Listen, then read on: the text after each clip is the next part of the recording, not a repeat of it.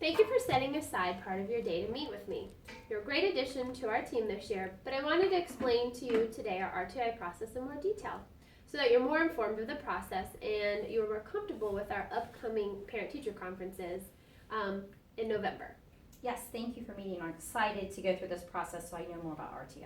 Very good. As you're aware, the RTI process here, the response to intervention, is a combination of quality instruction, assessment, and evidence-based interventions aimed at helping struggling students become more successful. Overall, it's our district's process that assists teachers with identifying their learning and behavioral problems, and it improves our overall instructional quality. In basic terms, if a child is not showing their expected growth, our RTI team here in the building will meet and create a plan that addresses the student's specific needs. If these interventions are not met or successful, then the student is evaluated for a learning disability. Great, I'm excited about this. I've met with some team members already to get myself familiar with the system and the people that I need to get in contact with if I need so. Great, that's exactly what you needed to do, as well as a few other tasks that are found in our Tier 1 of our RTI process. I have a form for you here. This is straight from our website, and it explains the different tiers of our RTI process. Now, Tier 1 you have actually done at the beginning of the school year, and it's typically a 3-week frame period of time. You identify the academic, social, emotional, or behavior or attendance concerns for students who are not meeting the standards. We use the STAR Early Literacy this year for our reading benchmark, and also through classroom observations. If you see that a student is having some issues, especially behaviorally, no test is really going to tell you that. Seeking resource personnel such as the RTI team, counselors, or speech pathologists, that's all explained in Tier 1 as well. And then the classroom teacher, you will work with the students and monitor progress and documents through the Tier 1 interventions. You could do it in a notebook. Okay, so are there templates that I can use though for documentation that would be like an example of interventions that I can use for those students? Sure, there can be, but a lot of the teachers typically just get their own notebook and they try to write in the date, the length of the time for the intervention. If I'm working on a session, I like to also write in the core new standards, since that's a big thing since Common Core came into our teaching. Any materials used, because it's good for the following year, so that you can see what you used for that example. The person conducting the intervention, I know sometimes there are certified people that can come through as a volunteer to do that as well. It just makes it easier for you if it's okay in a notebook or if it's okay in a template. Okay, great. Was a great idea, and I will add that to how I will keep track of their progress. Good. A good intervention that I do have for, say, like the students who have their alphabet, that they're kind of, you know, they only know the typical A or whatnot. I have an alphabet arc here, and what you can do is you can actually have the students match the uppercase letters with the uppercase arc. There is a lowercase one. I don't have that here, but they can match one-to-one with the lowercase letters, or when they get into their sight words, they can match the letters. Like for as would be A and S, and then you can put the sight word in the middle of the arc. And it works also where you can do backwards. You could do capital to lowercase, or you can do the lowercase on the mat, and you can do it with a capital as well. Oh, that's exciting. I actually like that. Yeah, right? All right, if the intervention is successful, no further things need to be done. If the intervention is not successful, you would have to enter into the Tier 2 RTI entrance form, which is found again on our internet for our school. And here's an example of that. You will give like just your specifics, the name of your name, the grade level, if it's been retained or not. Sometimes in kindergarten they may have stayed an extra year at preschool, so that might be an intervention there as well. Let's see. Confirmation of the meeting date will appear in your calendar. That's also in Ranger Connection on our internet for our school. And it's a nice addition, because if you're not familiar with the meetings that we go to all the time, it kind of gives a little red flag. Right, that's for you. great to know. And then when those meetings happen, what will I do with the team members? That's another great question. What they'll do is they will walk you through some tier 1 strategies and tier 2 strategies. Like for classroom management, for instructional, the assessments or other strategies that you may use.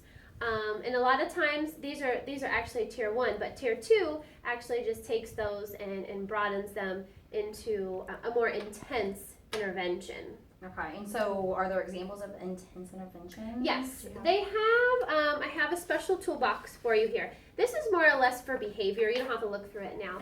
But for behavior, that it tends to be like where the more intense comes into play, because you have to make like contracts with the students, and the contracts tend to be this one thing called check and connect contract, and it's where you and the student sit down and you set up a contract with them.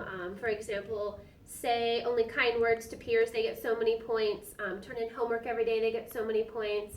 They complete tasks in the classroom, they get so many points, and then they can go and earn different things like play a game with our counselor, or visit Dr. Connolly, or a piece of gum from the counselor, or even Ranger Bucks, our school money that we have here. Also in that tier 2 is when you will start your progress monitoring. And we use Ames Web for the letter ID and sounds, and those are 1-minute assessments. Or again, we'll use our STAR Early Learning Literacy assessments. The progress monitoring assessment should be given weekly for 4 weeks in that tiered plan. Okay. This all sounds good, but when do I contact parents about these interventions? And do I need to do this over the phone, or is there some kind of paper I should fill out? Very good. You will contact the parents at this time to let them know that you've spoken with the RTI team and developed an intervention plan for their child. The form of contact can be by phone, or you can meet with them, or by letter. I typically plan to discuss the interventions and processes at our first parent-teacher conference, and then I follow up with a letter of documentation. I have for you an example of just a pretty vague letter to the parents, but it's letting them know that we've had them through tier 1 and now they're in tier 2, and what you'll be doing as a task. There's also a more intense one here where you go through and let them know each specific intervention that you are doing with a child. It's just your preference, and the school preference too. Sometimes for the specific child they want a little more detail other than that. And then there's some other examples on how you would go about your conversation with a parent at the end. Let's see what else. The more documentation, the better, not only for the future teachers that they have, but for the parents and the administration to know that you're helping to make your students as successful as they can be. Oh, that's good. Is there a certain amount of interventions I have to administer at this time? No, you don't. There's no specific. However, you will need to collect 10 data points. That means like 10 different assessments. 2 being, 1 is your pre-assessment, and then 1 is your ending assessment. But everything else you do in there, like your Ames Web that you're going to do like every 2 weeks, that counts as one. Mm-hmm. So if I see progress in the student, what do I do for seeing good progress? If intervention is successful after 4 weeks, the teacher continues interventions and increases the intervention difficulty. If intervention is not successful for 4 weeks, you inform the RTI team and a second meeting is requested. So you're going to continue on just to make sure that the student is staying stable. And if they're not being successful at that point, then you're going to have to stop and go meet with the team again. Okay, so then what will the second meeting be like? What will we discuss there? All right, you're going to discuss the progress of or the lack of the tier 2 interventions. Be sure to take all the data that you've collected, the strategies that you implemented, and the student progress to the team meeting. Another great item to take with you is the students' progress reports, report cards, and any work that you feel relevant. A lot of times keeping writing and reading comprehension things are good things to take with you. Okay, that sounds good. Will I continue with more interventions from that point then?